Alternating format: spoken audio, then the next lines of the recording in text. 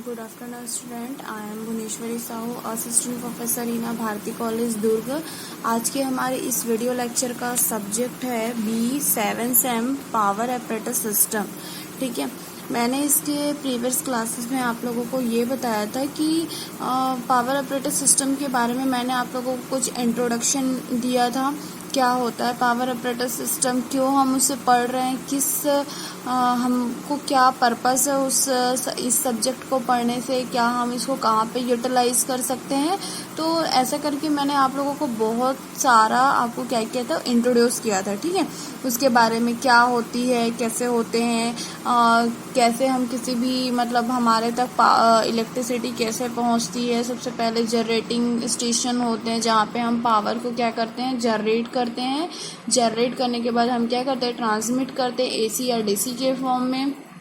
And उसके बाद हम जहाँ जहाँ पे हमको नीड होती है ना, डिस्ट्रीब्यूट करते हैं कंज्यूमर्स को। तो ये इस टाइप का एक कंप्लीट जो प्रोसीजर होता है, कितने केवी में होता है ना, ये सारा कुछ मैंने आप लोगों को क्या किया था, प्रीवियस क्लासेस में बताया था। ठीक है, आज हम लोग आज हम यूनिट फर्स्ट में जो हमारा चैप्टर 1 है, इसमें सबसे पहले इंसुलेटर के बारे में बताया गया है, पूछा गया है कि टाइप्स ऑफ इंसुलेटर क्या होता है। तो आज हम लोग स्टडी करने जा रहे हैं इंसुलेटर्स के बारे में। इंसुलेटर क्या होता है पहले वो जानने को जरूरी है, उसके बाद हम उसके टाइप्स के अंदर जाएंगे। ठीक है, जनरली आप लोग इंसुलेटर देखे होंगे या जानते होंगे। ठीक, जो पोल्स वगैरह रहते हैं वहाँ पे लगे हुए रहते हैं, या हैवी लाइंस के बीच क्या होते हैं, इंसुलेटर कनेक्टेड होते हैं। तो हमको वहाँ पे देख के हमारे माइंड में ये क्वेश्चन आता है कि ये सारे जो इंसुलेटर होते हैं उसके काम क्या होते हैं, क्या वो इस टाइप के जो इंसुलेटर होता है इसका वर्क क्या होता है।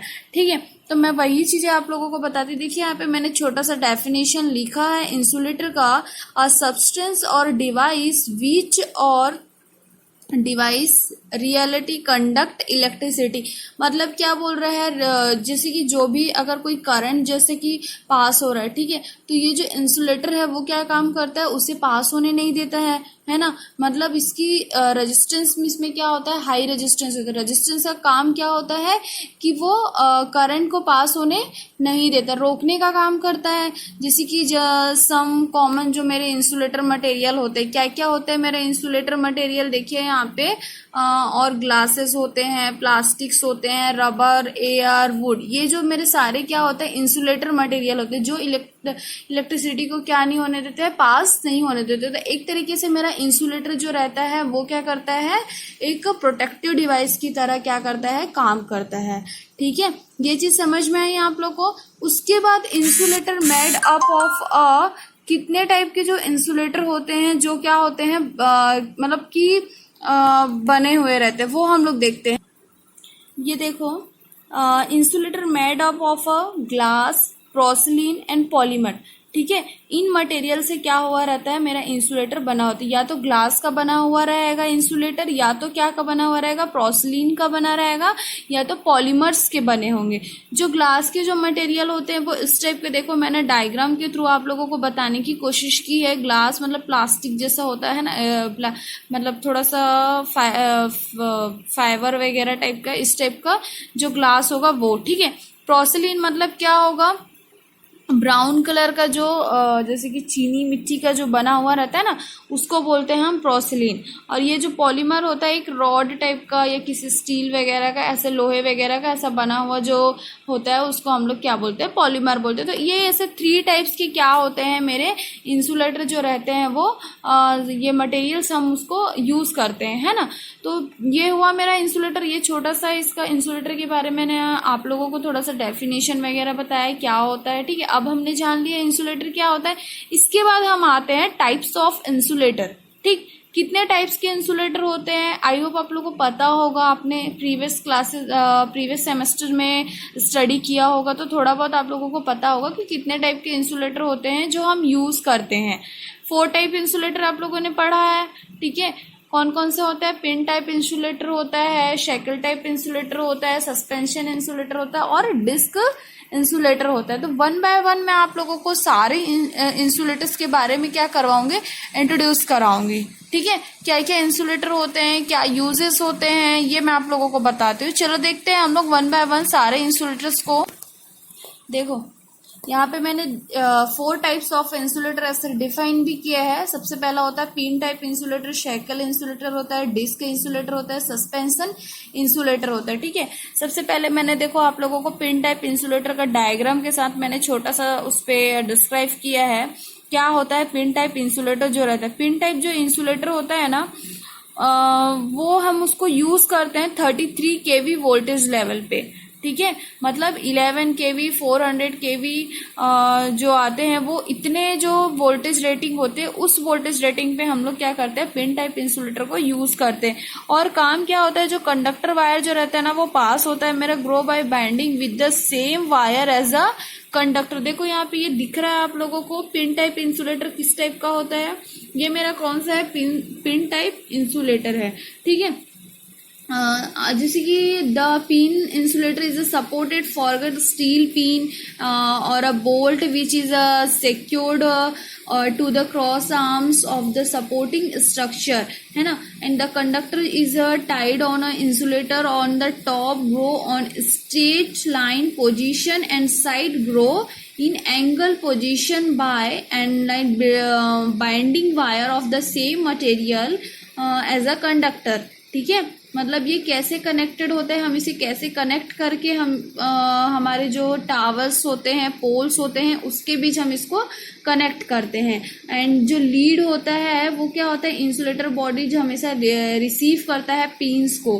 ठीक है, यहाँ पे देखो आप लोगों को दिख रहा होगा ये इसमें भी क्या होता है, 2 टाइप के होते हैं। ये जो मैंने फर्स्ट वाला जो आप लोगों को बताया वो 1 पीस पिन इंसुलेटर होता है, और जो 2 पीस जो रहेगा ना उसमें क्या होगा कि ये तो सिंपल फॉर्म में है, जैसे कि 2 पीस रहता है। तो 2 पीस किस टाइप का होता है वो भी मैं आप लोगों को दिखा। देखो ये जो इंसुलेटर है ना, ये आपका 2 पीस पिन इंसुलेटर है। ठीक है, इसका स्ट्रक्चर क्या रहेगा, इस टाइप का रहेगा। और 1 पीस जो मैंने ये जो आप लोगों को दिखाया वो ये 1 पीस इस टाइप का रहेगा। तो हम लोग थोड़ा सा देख लेते हैं पिन इंसुलेटर मतलब कैसे होता है, क्या होता है ना। जैसे कि पिन इंसुलेटर जो रहता है ना उसको हम लोग यूज करते हैं हमेशा लो वोल्टेज के लिए, बट फॉर सिंगल पीस जो रहता है, जैसे मैंने ये सिंगल पीस का बनाया तो इसको हम लोग थोड़ा लो वोल्टेजेस के लिए यूज करेंगे, है ना। स्ट्रक्चर देख के आप लोगों को समझ आ रहा होगा। लेकिन हाई वोल्टेज के लिए हम लोग 2 और मोर पीसेज आर सेमिनेटेड टुगेदर प्रोवाइड करता है sufficient thickness of a पोर्सेलिन and addict leakage होता है, जो भी पाथ या क्रिप पाथ ये सारी चीजें आपका इसके अंदर आएगा। ठीक है, तो ये इस टाइप के हम लोग क्या करते हैं, पिन टाइप जो इंसुलेटर रहता है उसको हम लोग यूज करते हैं। एंड इंक्रीज करता है वो हमेशा size, weight and cost of a pin type insulator put करता है। एंड लिमिट जो रहता है वो 66 kV एंड जैसे कि there for suspension insulator are use करते हैं हम हाई वोल्टेज। ठीक है, उससे ज्यादा जब हम अबव जब यूज करते हैं तो वो जो रहता है वो मेरा इंसुलेटर कौन से टाइप का होता है, सस्पेंशन टाइप का इंसुलेटर होता है। ठीक है, अब इसके बाद हम थोड़ा सा देख लेते हैं सस्पेंशन टाइप इंसुलेटर्स को। ठीक, सस्पेंशन टाइप जो इंसुलेटर होता है वो कैसा काम करता है देखते हैं। देखो सस्पेंशन टाइप इंसुलेटर जो रहता है वो इस टाइप की क्या होते हैं, कनेक्टेड होते हैं।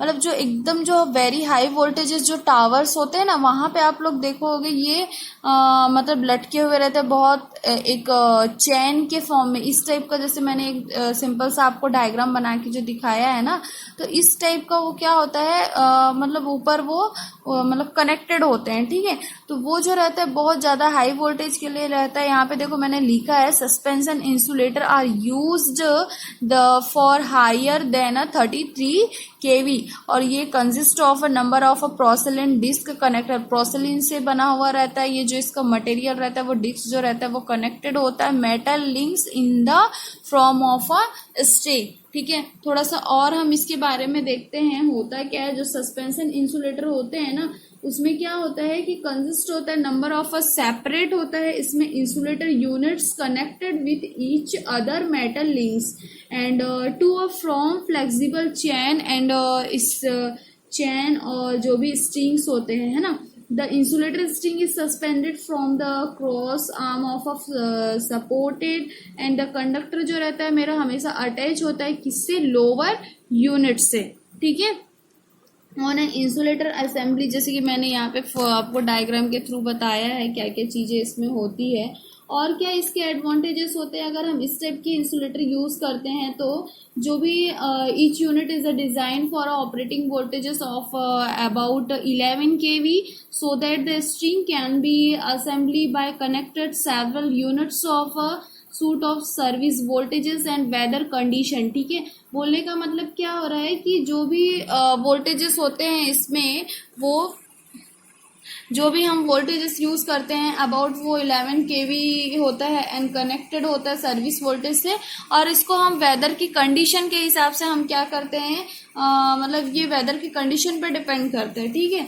और मतलब बहुत ज़्यादा हाई वोल्टेजेस है, जैसे कि क्या होता है गर्मी के टाइम में क्या होता है, बहुत ज़्यादा क्या होता है हीट होता है, हमारे इलेक्ट्रिकल इक्विपमेंट क्या होते हैं ऑलरेडी वो हीट रहता है, लेकिन जब वेदर क्या होता है मतलब टेम्परेचर जैसे इंक्रीज होता है तो क्या होता है मेरे इंस्ट्रूमेंट क्या होने लगता है और ज़्यादा हीट होने लगते हैं, तो उस टाइम क्या होता है फॉल्टी कंडीशन बहुत जल्दी आने की पॉसिबिलिटी बन जाती है ना।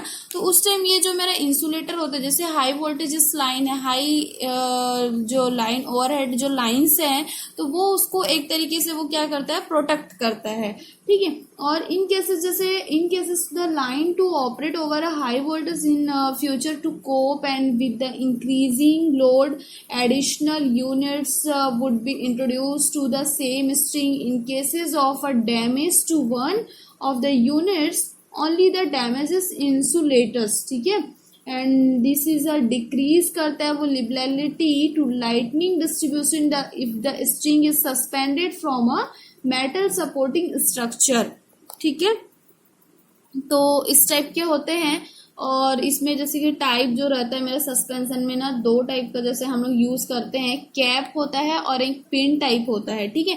मैं आप लोगों को डायग्राम दिखाती हूँ जो कैप और पिन टाइप जो रहता है वो कैसा रहता है। ये देखो कैप टाइप का और जो रहता है, और एक मैंने बताया आपको पिन टाइप का, ठीक है। मतलब हेवलेट इंटरलिंक टाइप का जो रहता है, तो ये इस टाइप के रहते हैं। तो इसके बारे में हम लोग देखते हैं होता है क्या है। जो कैप और पिन टाइप होता है, जो फर्स्ट टाइप जो रहता है वो क्या होता है, मोस्टली वो क्या होता है कॉमन होता है ना। मोस्टली क्या होता है वो कॉमन होता है।